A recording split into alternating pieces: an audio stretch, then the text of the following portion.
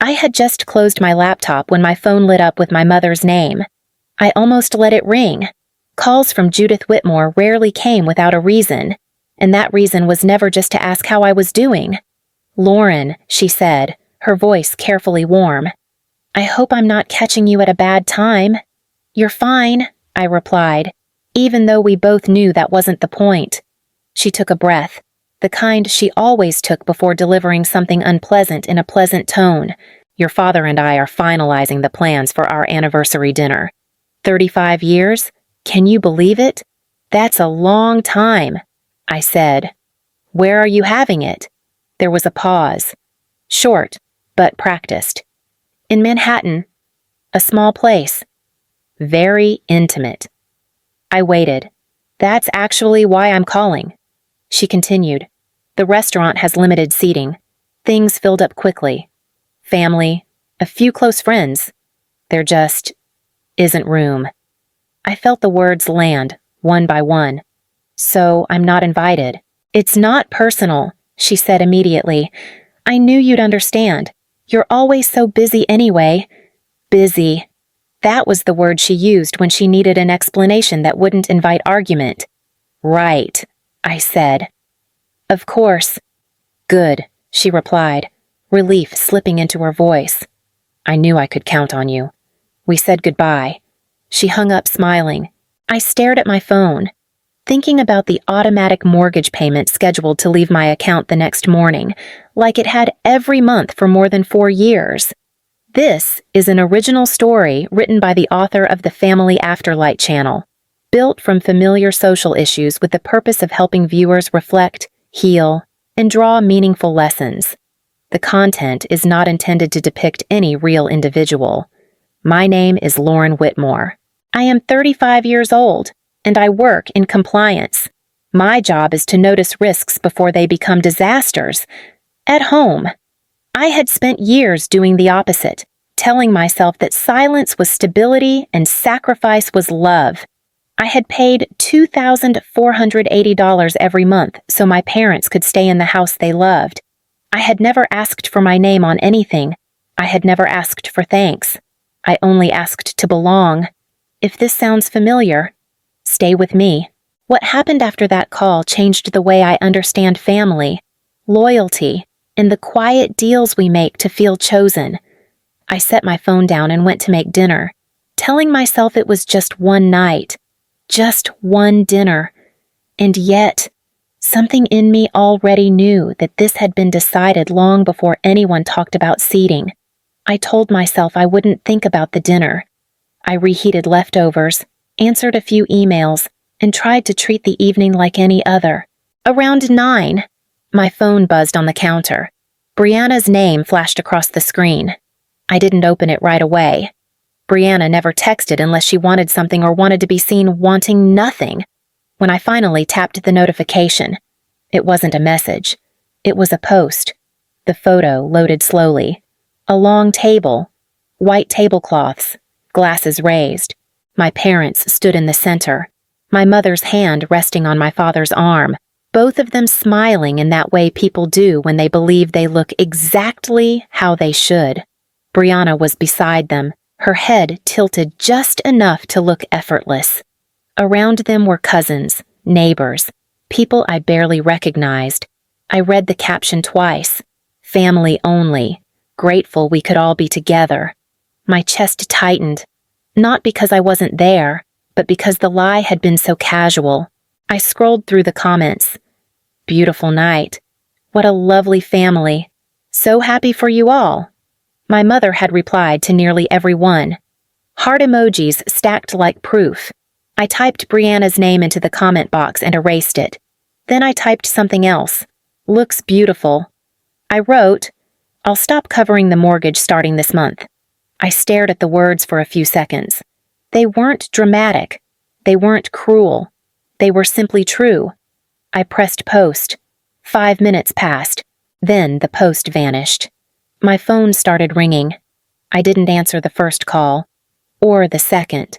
By the 5th, my voicemail filled with my mother's voice, sharp now, stripped of its warmth. What were you thinking, she said. Do you have any idea how that looked? Brianna texted next. You didn't have to do that. She wrote, Mom's really upset. I replied once. So am I. My father called after that. When I picked up, he didn't greet me. You should take the comment down, he said. Your mother's embarrassed. I was embarrassed first. I said, That's not the same thing. He replied, This was public. I laughed softly, surprised at the sound. So was the photo. There was a pause. We can talk about this later. He said, Let's not ruin the night. The night's already over. I said, and hung up. I sat there watching the screen go dark. No one asked why I hadn't been invited. No one said they'd made a mistake. They only wanted the problem removed. If you're listening to this and you've ever been told to stay quiet to keep the peace, keep listening. What they did next wasn't about feelings anymore. It was about control. By morning, my phone felt heavier than usual. I hadn't slept much, not because I regretted the comment, but because I'd finally said something out loud that had lived quietly in me for years. My mother called first. I answered. You humiliated us, Judith said, skipping any greeting. People saw that. I know, I said. That was the point. You don't threaten family in public, she snapped. If you had an issue, you should have come to us. I did, I replied. For years. You just never listened. That money was never leverage. She said, You offered it. I offered help. I said, Not invisibility. She inhaled sharply. You're being dramatic. It was just a dinner. Then why lie about it? I asked. Silence followed, brief and cold. You're twisting things, she said. Your sister needed tonight. We didn't want tension. I wasn't tension. I said, I was inconvenient. She hung up. Brianna called next. Her voice was softer, practiced. I get why you're hurt, she said. But you went too far. I stated a boundary. I said, You punished everyone. She replied, Mom's been crying. Did she cry when she told me there was no room I asked? That's not fair, Brianna said. You know how things get when she plans events. I know exactly how they get. I said, You're included. I'm expected to understand. She lowered her voice. You didn't have to make it about money. It's always been about money. I said, You just didn't want it said. My father texted instead of calling. Let's calm down. We'll talk later. I typed back. Later never comes. At work. I tried to focus, but the messages kept coming. An aunt I barely spoke to wrote, Your parents don't deserve this stress. A cousin sent, Family comes before pride. No one asked what had pushed me there. During lunch, I checked my bank app out of habit. The scheduled payment was still set $2,480, due the next morning. I stared at it longer than I meant to. That afternoon, I canceled the transfer. I didn't announce it. I didn't warn anyone. I just stopped. For the first time, I wasn't reacting to their panic. I was choosing what I would no longer carry. By the time the office quieted down, my head was louder than it had been all week. I stared at my screen without seeing it, replaying my mother's voice, my sister's careful disappointment, my father's text that asked for calm without offering protection. Sophia leaned against the divider of my cubicle. You've been staring at that same line for 10 minutes, she said. Either it's fascinating or something's wrong. Family stuff, I replied. She nodded once. That usually means money or silence. We went downstairs for coffee. I didn't plan to talk. It just happened. They told me there wasn't room at their anniversary dinner. I said. Then they posted photos. Everyone was there. Sophia didn't interrupt. I've been paying their mortgage. I continued. $2,480 every month. For 4 years and 2 months? She stirred her cup slowly. And when did they last call to ask how you were? I thought about it. I don't remember. Lauren, she said, Gently but firmly. They don't miss you. They miss what you cover. The sentence landed without drama. It didn't feel cruel. It felt accurate. I told her about the emergencies, the roof repair, the medical bills, the calls that always began with concern and ended with a number. I told her how quickly gratitude faded once the transfer cleared. They only reach out when something's broken. I said, when everything's fine, I disappear. Sophia met my eyes. That's not support. That's dependency disguised as love. That night, I opened old messages. My mother asking if I could float something just this once. My father saying they'd figure out the rest later. Brianna sending heart emojis after I wired money, as if affection were a receipt. I remembered the first time I sent a payment. My mother had said, "You're such a good daughter." I had held on to that sentence longer than I should have. The next morning, my phone rang again. Judith. I don't like how things ended, she said. We need to move forward. By pretending it didn't happen, I asked. By not escalating.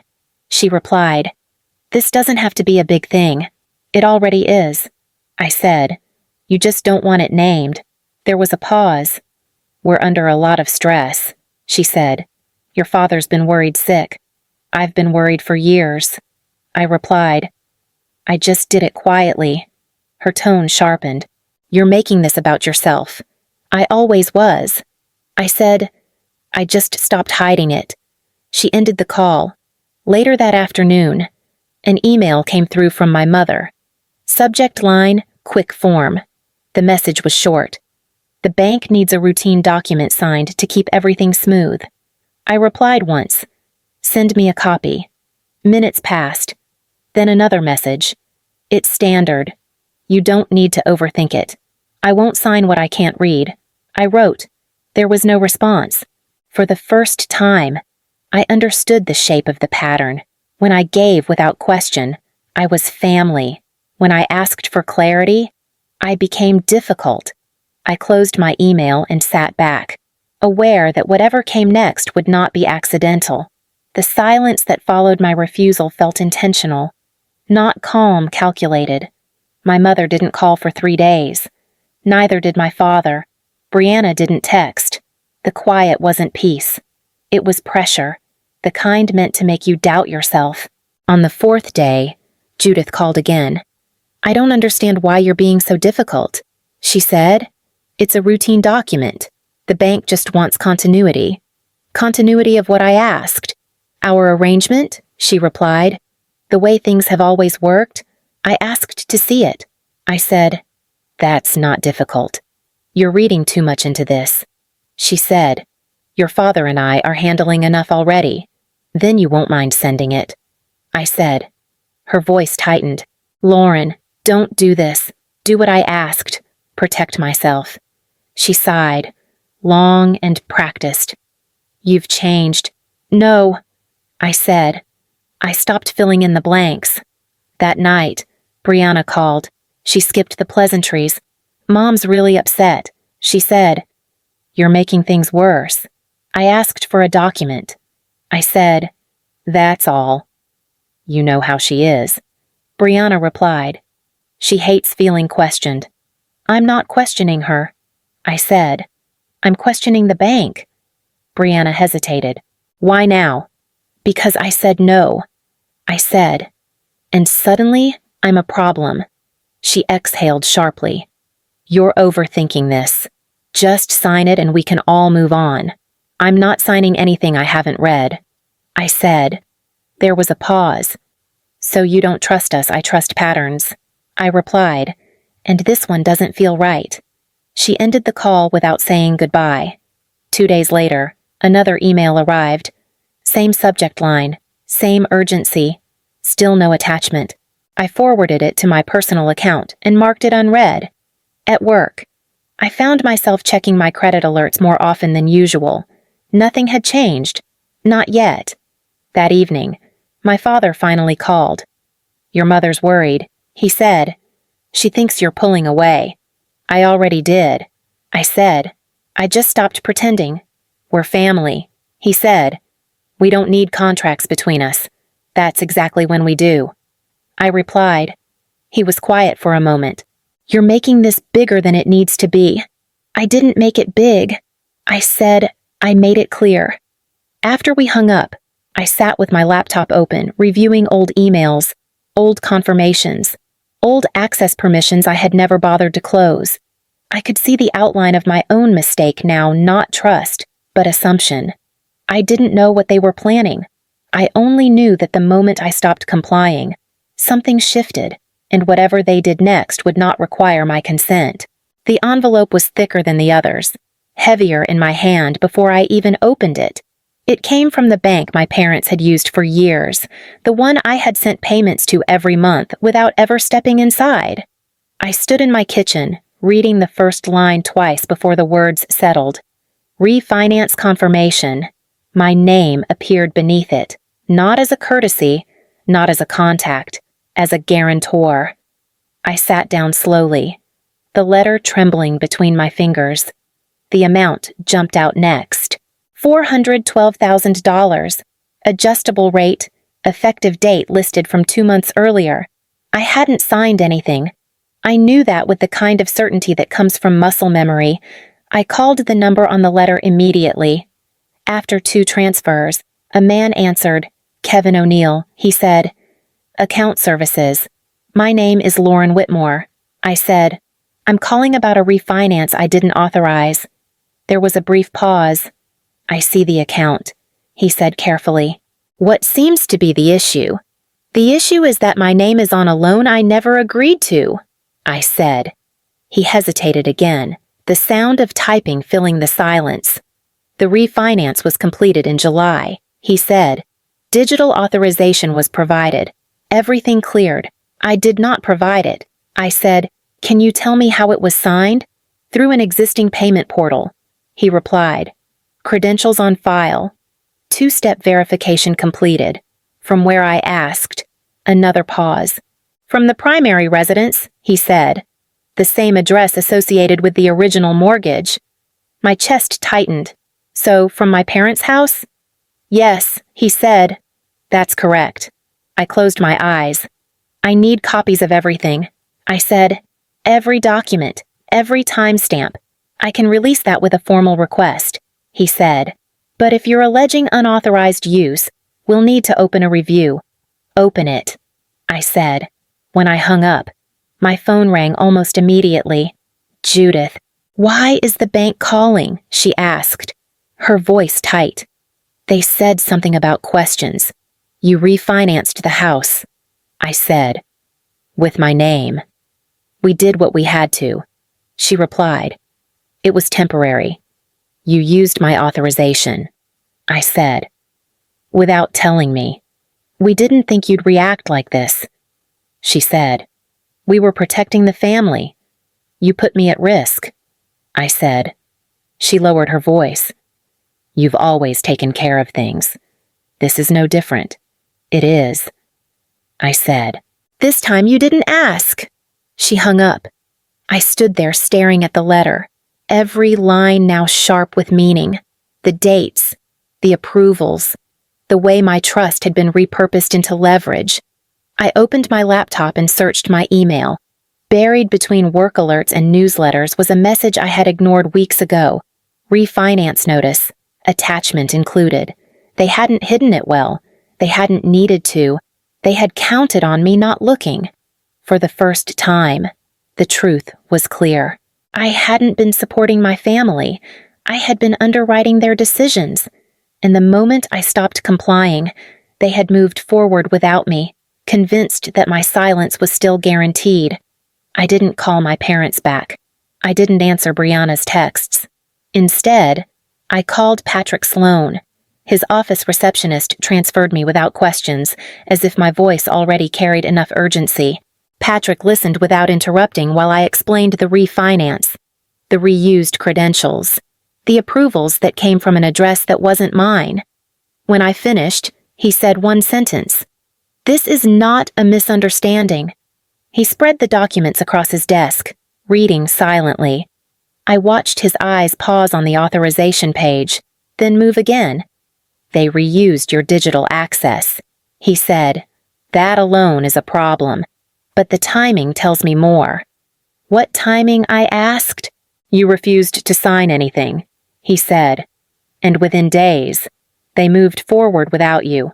That's intent. So it's fraud, I said. Yes, he replied. Textbook. Deliberate misuse of authorization. The words didn't shock me. They clarified. Patrick continued. If you hadn't stopped the mortgage payments when you did, this refinance would have locked you into liability for $412,000. Adjustable rate. High exposure. You would have been responsible if they defaulted. I thought of my mother's voice. We were protecting the family. They were protecting themselves, Patrick said, as if reading my thoughts. You were collateral. I drove home in silence. Halfway there, my phone rang. Brianna, you didn't have to call a lawyer, she said, skipping any greeting. Mom's terrified. You should be, I replied. We were just trying to keep the house, she said. You know how hard things have been. You uploaded the documents, I said. Didn't you? She hesitated. Long enough. You don't understand how it works, she said finally. The bank needed confirmation. The bank needed my consent. I said. You knew I hadn't given it. She exhaled sharply. You always think you're smarter than everyone. I didn't think, I said.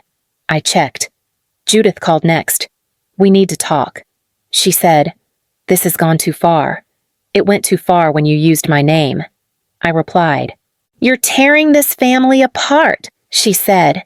You did that? I said. I just stopped holding it together. Her voice dropped. After everything we've given you, I laughed softly. You took from me, I said. You just called it family. She hung up. That night, I organized every file, emails, statements, access logs. I labeled each one carefully, the way I always did at work. Evidence didn't need emotion. It needed clarity. By the time I closed my laptop, something in me had settled. Not anger, not grief. Understanding. I hadn't been excluded by accident. I had been included only when my silence was useful. The moment I stopped paying quietly, the truth surfaced. I wasn't their daughter in moments that mattered. I was their safety net, their guarantee, their backup plan, and I was done being all three. Judith chose the place. A bright brunch spot near the commuter station, all glass and noise, public enough to feel safe. I arrived early and took a seat by the window. I placed my folder on the table, closed, exactly where everyone could see it. They arrived together, my mother first, posture perfect, my father a step behind, eyes already lowered. Brianna followed, phone in hand, smile ready. Lauren, Judith said, as if nothing had happened. Thank you for coming. I wanted to hear what you planned to say. I replied. Brianna sat across from me. We just want to clear the air, she said. This has all gotten out of hand. Out of hand is refinancing a house using my authorization. I said. Let's start there. Judith stiffened. We didn't steal from you. You used my credentials. I said. After I said no. Alan cleared his throat. Your mother was under a lot of pressure. So was I said. For 4 years and 2 months. Judith leaned forward. We did it to protect the family. You know that. You protected the image. I said. You risked my future. Brianna rolled her eyes. You're acting like we committed some crime. I opened the folder and slid one page across the table. This is the authorization log. I said. Time-stamped. Approved from your house. This one shows the reused access portal. She stared at it without touching it. Judith's voice softened. We assumed you'd help. Like always. That's the problem, I said. You assumed. Alan finally looked up. We thought it was temporary. So was my support. I replied. You just never planned for it to end. Brianna shook her head. You didn't have to involve lawyers. I didn't involve them. I said. You did. When you forged consent, Judith's lips pressed together. You could have come to us. I did. I said. You told me not to make it personal. Her eyes flashed. You embarrassed us. You erased me. I said, publicly. I took out my phone and pressed play. Judith's voice filled the space, sharp and pleading. The bank keeps calling. You'll take care of it. Right. You always do. Silence followed. The clatter of plates around us continued. Indifferent. Judith whispered. That was private. So was my credit.